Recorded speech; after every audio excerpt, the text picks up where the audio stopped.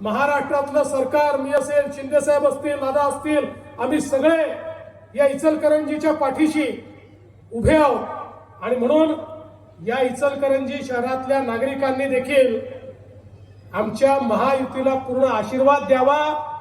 आशीर्वादाचे या ठिकाणी मोबाईल सुरू झालेले आहेत आणि सगळ्यांनी मोबाईलचा टॉर्च सुरू करून हा आशीर्वाद या ठिकाणी द्यायला सुरुवात केलेली आहे। मी आपल्या सर्वांचे आभार मानतो आणि एक गोष्ट सांगतो, आता आपली सगळ्यात मोठी प्रायोरिटी कुठली तर ती काही झालं तरी इचलकरंजीचा पिण्याच्या पाण्याचा प्रश्न हा पूर्णपणे सोडवण्याचं काम हे आता आपलं सरकार या ठिकाणी करणार आहे।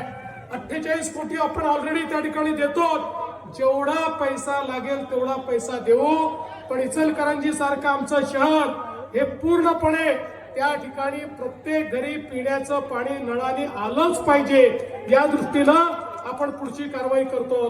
टर्शरी ट्रीटमेंट करता 75 कोटी रुपये आपण त्या ठिकाणी प्रस्तावित केले।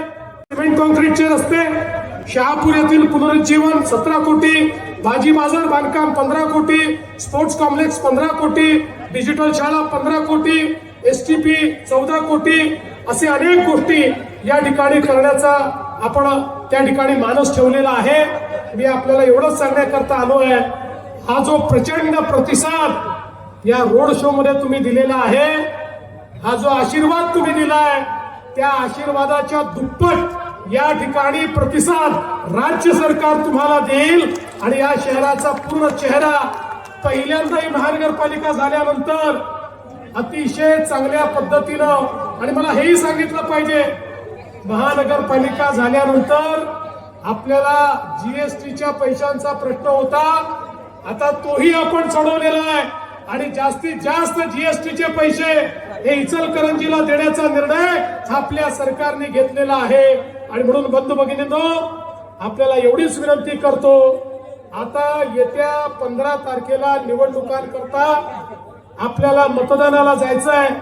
आपल्याला कल्पना आहे आपली चिन्ह काय आहेत, त्या ठिकाणी आपल्या महायुतीची जी चिन्ह आहेत त्याची बटन आपल्याला दाबायची आहे आणि आपले सगळे नगरसेवक निवडून आणायचे आहेत। मी तुम्हाला एवढंच सांगतो, 15 तारखेला पूर्ण दिवसभर मतदान चालणार आहे।